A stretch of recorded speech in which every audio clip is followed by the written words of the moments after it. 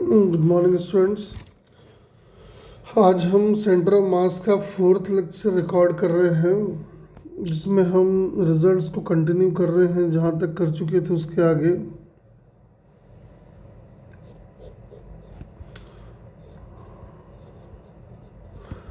Centre of mass of A right angled triangular plate. तो अपने को इस तरह का राइट एंगल ट्रायंगुलर प्लेट का सेंटर ऑफ मास लोकेट करना है। कुछ इस तरह का दिखता है ये।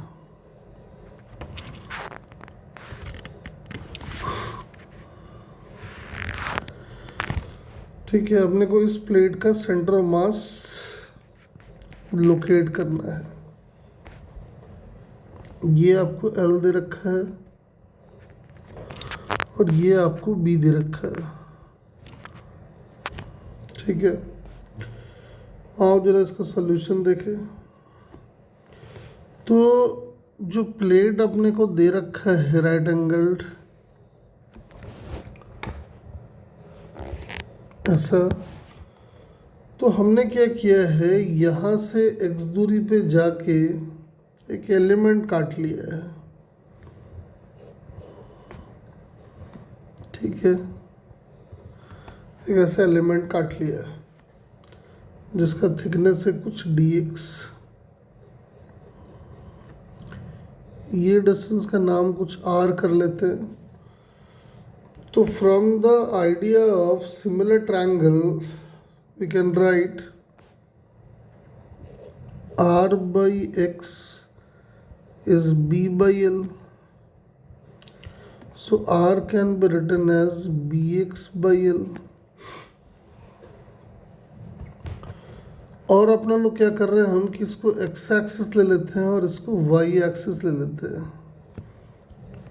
तो अभी हम एक्सीएम निकालने में इंटरेस्टेड हैं। तो एक्सीएम जब लिखेंगे तो यह आएगा integration of x d m by integration of d M.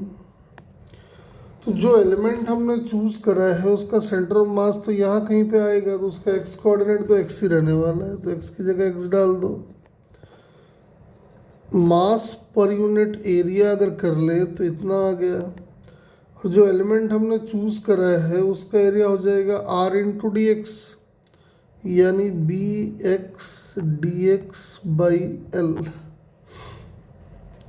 Limit डाल देंगे यहाँ पे 0 to l, और नीचे समझ में आ रहा है कि m आ जाएगा। काट लो। इसको सिंप्लीफाई जब करोगे तो b से b भी कट जाएगा और ये आ गया 2/l² आ गया बाहर। और x² dx का इंटीग्रेशन जब करोगे तो आएगा l³/3, यानी आंसर आ गया 12/3। यानी सेंटर ऑफ मास का x कोऑर्डिनेट तो पता चल गया कि सेंटर ऑफ मास का जो x कोऑर्डिनेट आएगा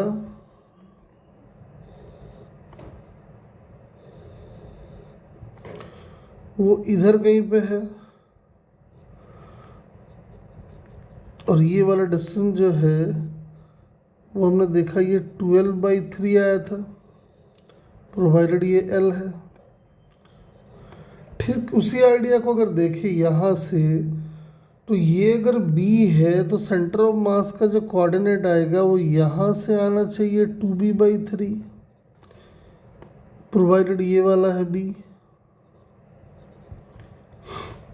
क्योंकि जब हम लोग x कोऑर्डिनेट निकाल रहे हैं तो उसमें सिर्फ L आ रहा है, तो अगर हम यहाँ से कैलकुलेशन करेंगे तो जाहिर सी बात है उसमें सिर्फ B आएगा। तो इस तरह से हमने सेंटर ऑफ मास का x और y कोऑर्डिनेट फाइंड आउट कर लिया है। तो दिख रहा है अपने को कि सेंटर ऑफ मास का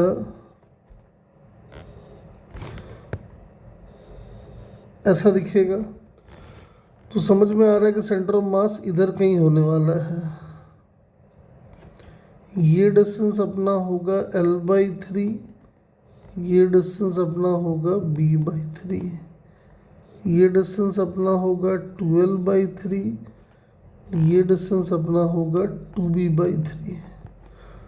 तो आप देख लो हमने प्लेट का सेंटर ऑफ मास लोकेट कर लिया है।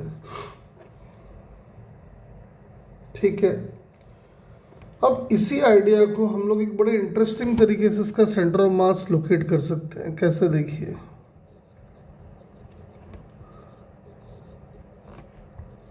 Alternate method. तो अल्टरनेट मेथड में हम ये कर रहे हैं कि हमें इसका सेंटर ऑफ मास चाहिए कहाँ है, नहीं है।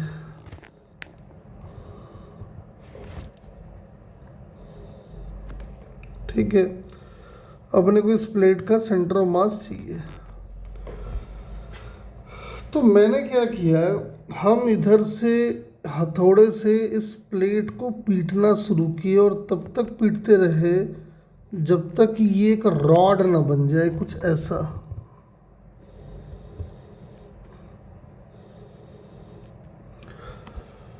ठीक है, अब एक बात समझ में आ रहा है कि अगर ये रॉड बना, चूंकि ये लेंथ L है तो ये लेंथ भी L ही होगा। अब ये जो रॉड हमने बनाया है, एक बात समझ में आ रहा है, क्योंकि रॉड का जो लैम्डा है वो कांस्टेंट तो हो नहीं सकता है, क्योंकि इतने का मास यहाँ पे आके सब डिपॉजिट हुआ है, इतने का मास यहाँ डिपॉजिट हुआ है, अगले का मास यहाँ। इसका मतलब पक्का इस रॉड का जो लैम्डा आएगा वो कुछ इस तरह का रहा होगा, यानी लैम्डा एक्स के साथ लीनियरली वेरी कर रहा होगा। तो अगर लैम्डा एक्स के साथ लीनियरली वेरी कर रहा होगा तो अल्फा कुछ भी हो, अपने को पता है कि जो इसका सेंटर ऑफ मास आएगा वो यहाँ से 12/3 पे होगा कंफर्म।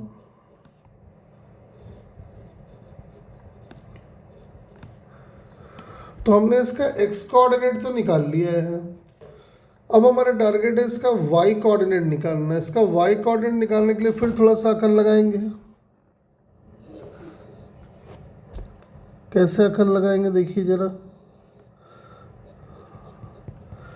इस बार प्लेट को हैमर से ऐसे पिटाई करेंगे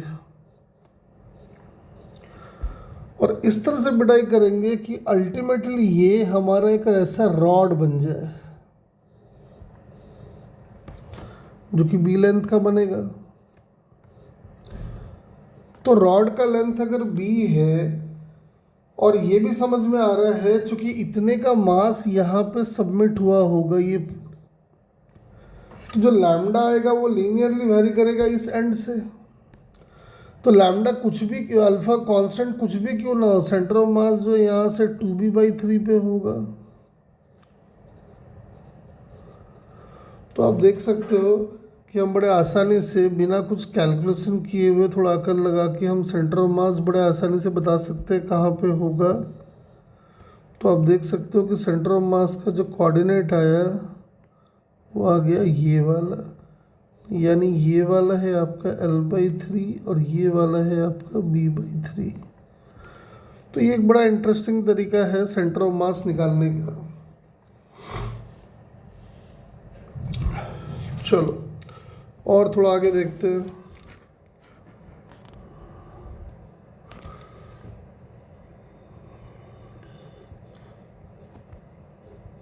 centre of mass of A triangular plate. किसी ट्रायंगुलर प्लेट का सेंटर ऑफ मास लोकेट करना चाहते हैं।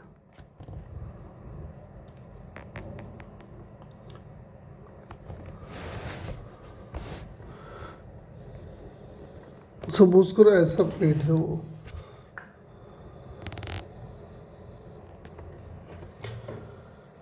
तो एक तो तरीका हो सकता है कि चलो आप एलिमेंट लेके काम कर लो तो उससे भी आंसर आ जाएगा। ठीक है, लेकिन मैं एलिमेंट वाला मेथड नहीं लेना चाहता हूँ, मैं दूसरे मेथड से इसको अप्लाई करना चाहता हूँ। देखो कैसे, अगर ध्यान से देखो और ये वाला हाइट अगर आपको h दे दिया जाए,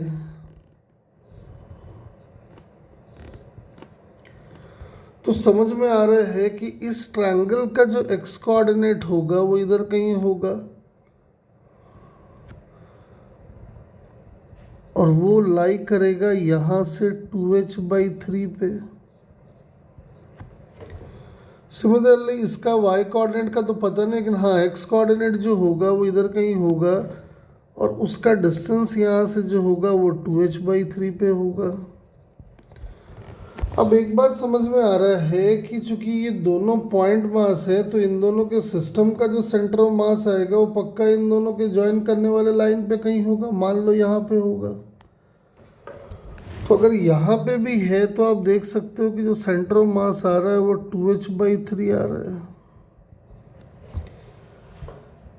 यानी सेंटर ऑफ मास का y कोऑर्डिनेट के बारे में हमें नहीं पता, लेकिन हाँ x कोऑर्डिनेट के बारे में हम ये कह सकते हैं कि जो सेंटर ऑफ मास होगा वो लेफ्ट वाले एंड से 2h/3 डिस्टेंस पे होगा। ठीक है, तो इस तरह से हमने इस प्लेट का सेंटर ऑफ मास कैलकुलेट कर लिया है। अब आप देखते हैं कैसे मिला जुला के क्वेश्चंस करेंगे।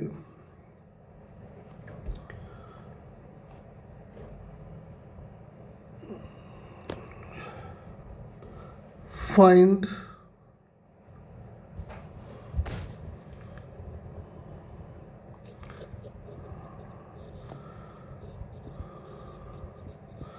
Centre of mass of the system shown in the figure। कहते बताओ जी इस सिस्टम का सेंटर ऑफ मास कहाँ होगा। तो हमने क्या किया है, इसमें हमने एक ऐसा ऐसा ज्योमेट्री लिया, जैसे एक रॉड ले लिया, ऐसा एक रॉड ऐसा, एक रॉड ऐसा और एक रॉड ऐसा। ठीक है, बोला बताओ भाई इसका सेंटर ऑफ मास कहाँ होगा। लेंथ अपने को दिया हुआ ये 2l, ये l, ये 5l and this angle is 37 degree and this is 2l। बोला इसका सेंटर ऑफ मास लोकेट करो कहाँ पे होगा। तो सबसे पहला काम है अपना ओरिजिन मार्क करना। तो हम लोगों ने क्या किया है, इसी पॉइंट को ओरिजिन मार्क कर लिया है। इसको एक्स एक्सिस ले लिया है और इसको वाई एक्सिस ले लिया है, और ये अपना ओरिजिन। सबसे पहला काम ये है कि हर जो हमारा जो स्टैंडर्ड ज्योमेट्री है उनके सेंटर ऑफ मास को लोकेट करना। तो अगर हम सेंटर ऑफ मास को लोकेट करना स्टार्ट करें तो पहला सेंटर ऑफ मास यहाँ आएगा जिसका कोऑर्डिनेट होगा l,0। फिर यहाँ आएगा, यहाँ जो कोऑर्डिनेट आएगा वो आएगा 2l, l/2। ठीक है, इसका सेंटर ऑफ मास इसके मिड पॉइंट पे आने वाला है। तो ये वाला जो डिस्टेंस आएगा, ये वाला हॉरिजॉन्टल वाला, वो हो जाएगा 2l। तो 2l अगर लेते हैं तो 2l + 2l 4l हो जाएगा कोऑर्डिनेट। तो और y कोऑर्डिनेट हो जाएगा l + 3l/2। तो l + 3l/2 करोगे तो 5l/2 आ गया। और इसका सेंटर ऑफ मास जब लिखेंगे हम लोग तो इसका सेंटर ऑफ मास का एक्स कोऑर्डिनेट आएगा 2l + 4l, 6l + 7l। और y कोऑर्डिनेट जो आएगा वो आएगा l + 3l मतलब 4l। तो हमने सारे इंडिविजुअल जितने भी स्टैंडर्ड ज्योमेट्रीज थी सबका सेंटर ऑफ मास लिख दिया है।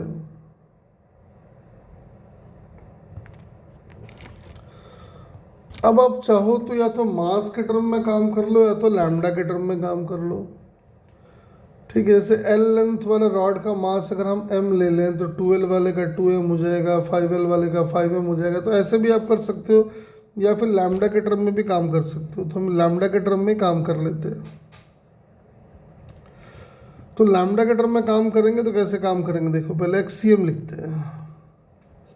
तो जो एक्सीएम हमारा आएगा वो आएगा lambda into L, sorry lambda into 2l into L plus lambda into L into 2l plus lambda into 5l into 4l plus lambda into 2l into 7l, और नीचे डिवाइड करना पड़ेगा lambda into 2l plus lambda into L plus lambda into 5l plus lambda into 2l। ठीक है, ठीक वैसे ही YCM भी हम लिख पाएंगे। तो YCM जब लिखेंगे तो लिखेंगे lambda into 2l into 0 plus lambda into L into L by 2 plus lambda into 5l into 5l by 2 plus lambda into 2l into 4l divided by lambda 2l lambda L lambda 5l lambda 2l। ठीक है, अब इसको solve करते हैं। अब जैसे इनको solve करेंगे तो ऊपर वाला आ जाएगा 38 लैम्डा एल स्क्वायर बाई इतना 10 लैम्डा एल। इसको सॉल्व कर दो, अगर लैम्डा से लैम्डा काट दो, एल से एल काट दो, तो 19l बाई 5 आ गया एक्स कोऑर्डिनेट। वैसे यहाँ अगर देख लो तो लैम्डा से लैम्डा काट दो, एल से एल काट दो, तो ये आ जाएगा 21l बाई 10। तो एक्सीएम वाईसीएम आ गया। तो सेंटर ऑफ मास को अगर आपको आरसीएम मतलब पोजीशन वेक्टर फॉर्म में लिखना है तो आप लिख पाओगे 19l by 5 I cap plus 20l by 10 J cap. ठीक है, चलो एक और एग्जांपल लेते हैं। जैसे हमने क्या किया है कि एक स्क्वायर प्लेट ले लिया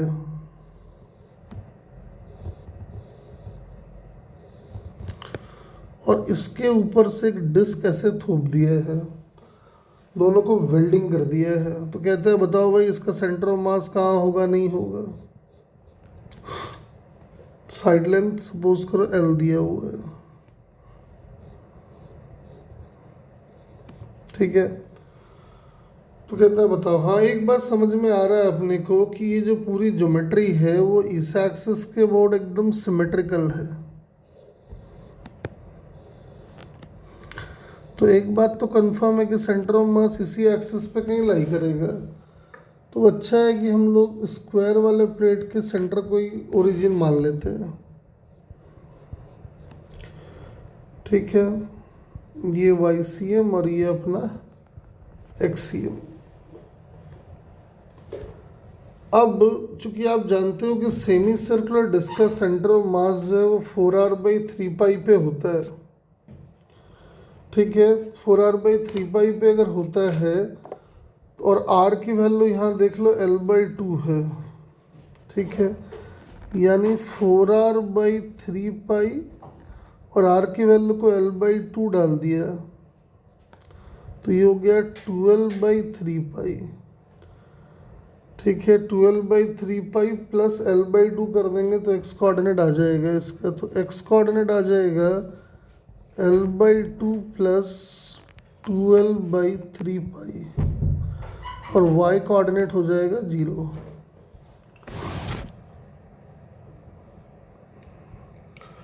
तो अपने को इसका सेंटर ऑफ मास लोकेट करना है तो वही एक्सीएम चाहिए होगा अपने को।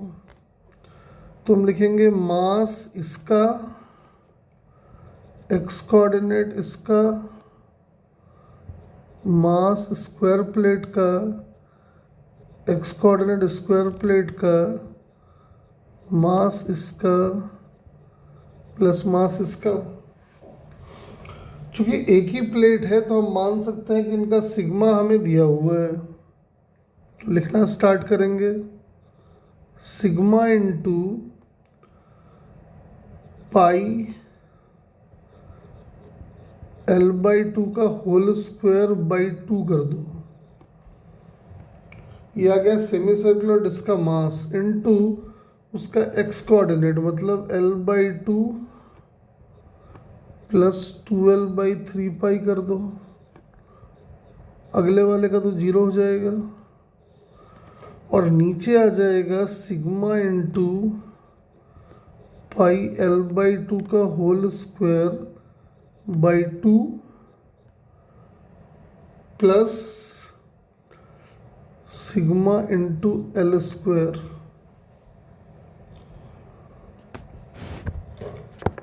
ठीक है, अब जब इसको सॉल्व करेंगे हम लोग तो आ जाएगा पाई इतना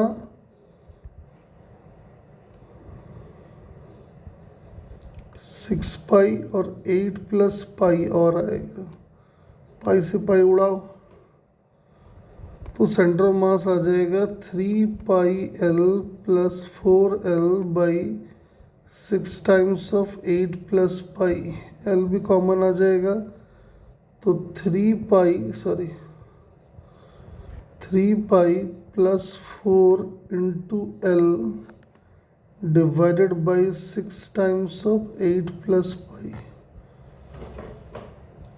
तो हमारा सेंटर ऑफ मास का एक्स कोऑर्डिनेट आ गया। ठीक है, बस इसको करने का एक तरीका और है जो कि बड़ा इंटरेस्टिंग है और हमको उसको फॉलो भी करना है। कैसे, देखो,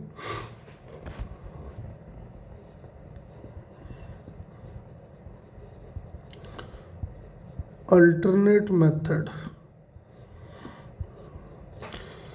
आगे से हम सिर्फ यही वाला मेथड लगाएंगे, लेकिन हाँ इसकी लिमिटेशन है कि दो बॉडीज में बड़ा अच्छा अप्लाई होता है। तो अभी दो बॉडी है तो कोई दिक्कत है नहीं।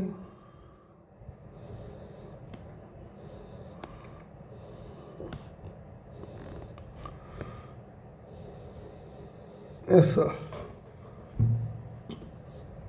ये L है, ये L है, अपने को इसका सेंटर ऑफ मास लोकेट करना है। तो एक बात तो समझ में आ रहा है कि भाई इस एक्सिस के अबाउट ये बॉडी एकदम सिमेट्रिकल है, तो सेंटर ऑफ मास तो पक्का इसी एक्सिस पे कहीं लाई करने वाला है। ठीक है, तो मैं ये मान रहा हूं कि भाई अगर ध्यान से देखो और समझो तो इसका सेंटर ऑफ मास यहाँ है, जिसका कोऑर्डिनेट मैंने मान लिया है सपोज। ये एक काम करते हैं, मैं मान रहा हूँ कि इसका सेंटर ऑफ मास यहाँ कहीं है, यहाँ कहीं है, मैंने मान लिया है सर। ये पूरे कंबाइंड सिस्टम का सेंटर ऑफ मास है। ठीक है, और ये दूरी मैंने मान लिया है कि कुछ x1 है। तो ये दूरी जो होगा, इसका सेंटर ऑफ मास का जो कोऑर्डिनेट आएगा वो आएगा, ये वाला डिस्टेंस जो होगा वो हो जाएगा 12/3 पाई। 12/3 पाई होगा और ये पूरा हम लिख पाएंगे कैसे,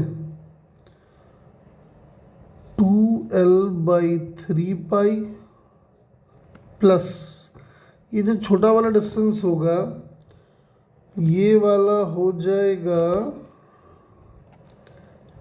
L/2 माइनस x1। देख लो, मैंने सेंटर ऑफ मास से, मैंने जहाँ सेंटर ऑफ मास एज्यूम किया है वहाँ से दोनों इंडिविजुअल मासेस के सेंटर ऑफ मास का डिस्टेंस मेंशन कर दिया है। चूंकि आप कह रहे हो कि यहाँ पे सेंटर ऑफ मास है, इसका मतलब हम डाल सकते हैं formula m1x1 is equal to m2x2। M1 का मतलब होगा सिग्मा इंटू पाई L/2 का होल स्क्वायर बाई 2 इंटू उसका एक्स कोऑर्डिनेट होगा 12/3 pi plus L/2 minus x1। That must be equal to M2 into x2, यानी sigma into pi L square into x1। अब इसमें से कुछ कुछ कैंसिल आउट हो जाता है। क्या क्या कैंसिल आउट हो रहा है वो देख लेते हैं। सिग्मा पाई एल स्क्वायर तो उड़ा देते हैं, तो क्या क्या बच गया? सिग्मा पाई एल स्क्वायर गया तो 8 आ गया नीचे, यानी 12/3 पाई प्लस L/2 इंटू इतना, that must be equal to x1 plus 1/8 x1। इसको जरा सिंप्लीफाई कर लेते हैं। सिंप्लीफाई कर लेंगे तो आ जाएगा 4L कॉमन ले लेते हैं, तो 4 plus 3 pi divided by 6 pi into 8, और इधर आ जाएगा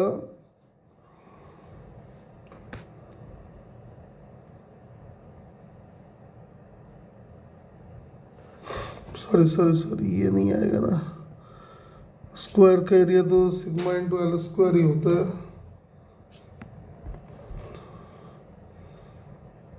ऐसा होगा। तो हम लोग जो है गड़बड़ हो गया ना, तो हम लोग पाई कॉमन नहीं ले पाएंगे, पाई को छोड़ना पड़ेगा। तो पाई को यहाँ रहने दो।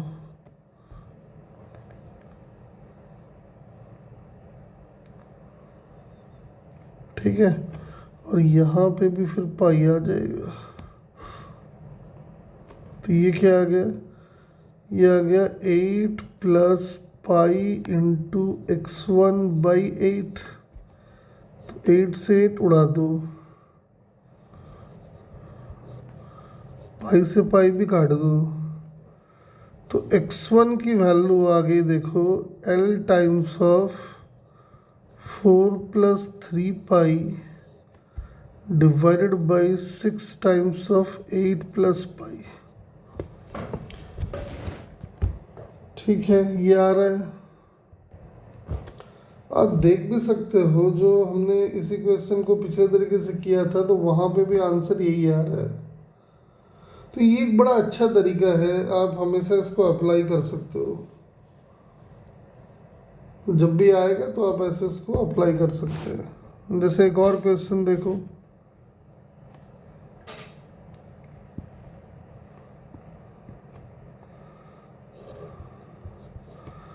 अब जैसे मान लो कि ये है एक स्क्वायर प्लेट है और ये एक सर्कुलर डिस्क है। ठीक है, बोला बताओ जी इसका सेंटर ऑफ मास कहाँ होगा, नहीं होगा। हाँ, ये अगर L है तो ये भी अपने को L दिया हुआ है, ये बड़ा अच्छा कर दिया है, दिख भी रहा है क्योंकि हाइट भी सेम ही है ना। तो क्वेश्चन पूछा है कि locate centre of mass of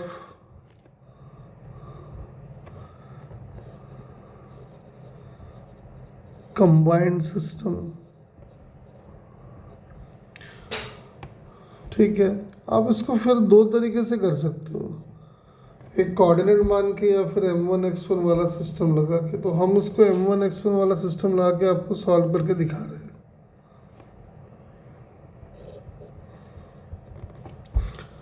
मैंने देखो पहले तो समझ में आ रहा है कि भैया ये बॉडी इस एक्सिस के अबाउट एकदम सिमेट्रिकल, तो सेंटर ऑफ मास पक्का इसी लाइन पे कहीं लाई करेगा। ठीक है, मैंने ये मान लिया है कि सेंटर ऑफ मास इधर कहीं पे होगा, ये कंबाइंड सिस्टम का सेंटर ऑफ मास है। ये डिस्टेंस का नाम मैंने x1 कर दिया है, तो ये डिस्टेंस अपने को चाहिए होगा। तो दिख रहा है कि ये जो डिस्टेंस आएगा ये सही मायने में होगा L/2 plus L/2 minus x1।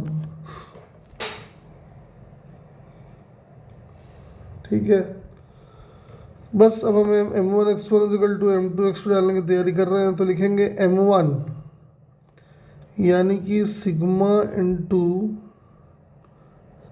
L square into x1 is equal to sigma into pi L/2 का whole square into L minus x1। ठीक है, सिग्मा से सिग्मा काट दो, एल स्क्वायर से एल स्क्वायर काट दो, तो यहाँ रह गया हमारा x1 और इधर रह गया है π/4 L माइनस x1। उधर ले जाओगे तो आएगा x1 और ये हो गया 1 प्लस π/4 इस πL/4। तो आप देख सकते हो यहाँ से x1 की वैल्यू आ जाएगी एज πL/π+4। तो ये एक आसान तरीका है जिसमें आप सारे पॉइंटों का डिस्टेंस मार्क करके और कहीं भी सेंटर ऑफ मास का डिस्टेंस बड़ा आसानी से निकाल सकते हो। ठीक है।